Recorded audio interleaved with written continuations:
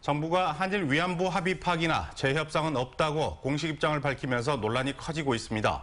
시민사회단체는 즉각 정부의 방침을 비판하고 나섰습니다. 근로정신대와 함께하는 시민모임 이국원 상임대표와 함께 이야기 나눠보겠습니다. 안녕하십니까? 네, 안녕하십니까? 어서 오십시오. 네, 어제 문재인 대통령 신년사에서도 한일 위안부 합의에 대해서 이야기를 했는데 어떻게 생각하시는지 말씀해 주시죠.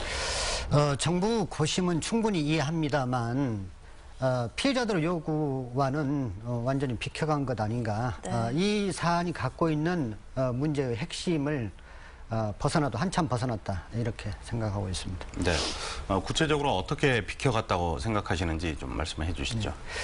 피해자들이 지금까지 줄기차게 요구해왔던 것은 가해자인 일본 정부의 법적 책임을 묻는 것이었습니다. 그런데 어제 정부 입장은 가해자인 일본 정부가 해야 될 그 책임을 면책한 채 대신 정부가 최선을 다하겠다라고 하는 것이어서 할머니들의 요구와는 전혀 상반된 얘기다 이렇게 보고 있습니다. 그러면 한일 위안부 합의 자체를 파기해야 한다 이렇게 보시는 건가요?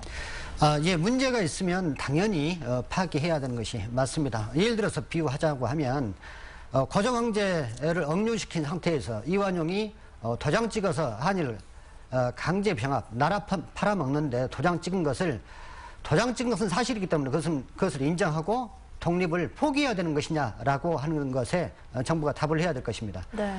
그리고 이제 국제 사회에서도 국가 간의 조약이라고 하더라도 문제가 있을 경우에는 얼마든지 개정한 사례가 있습니다. 예를 들어서 지금 트럼프가 우리나라에 대놓고 한미 FTA 다시 재협상 하자고 해서 지금 정부가 협상에 나서고 있지 않습니까? 네.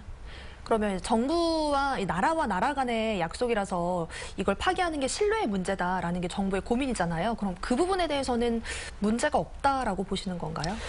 정부가 너무 과도한 생각을 갖고 있는 것 같습니다. 방금 말씀드렸다시피 네.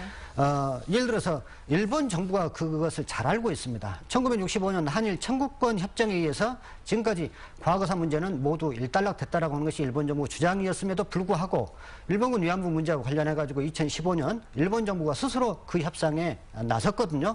중대한 문제가 있는 내용이긴 했습니다만.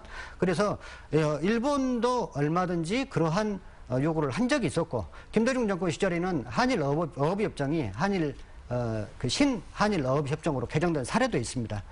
국제사회에서 그런 일은 어렵지 않게 찾을 수 있습니다. 네, 이국원 대표께서는 현재 근로정신대 문제 해결을 위해서 노력을 많이 하고 계시는데요.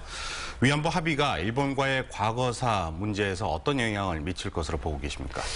이번 정부 입장은 정말 오랜 세월 동안 포기하지 않고 일본 정부나 그 전범기업 상대로 해서 소송을 하고 계시는 근로정신대 할머니들을 포함해서 강제동원 피해자들한테는 어떻게 보면 찬물을 끼얹는 조치나 마찬가지입니다. 예를 들어서 합의가 있었기 때문에 더 이상 재협상을 요구할 수 없다라고 하는 것은 한일협정으로 인해서 이 문제가 이미 일단락됐고 합의 문서가 있기 때문에 쓸데없는 노력을 더 이상 할 필요가 없다라고 피해자들한테 하는 얘기나 마찬가지거든요.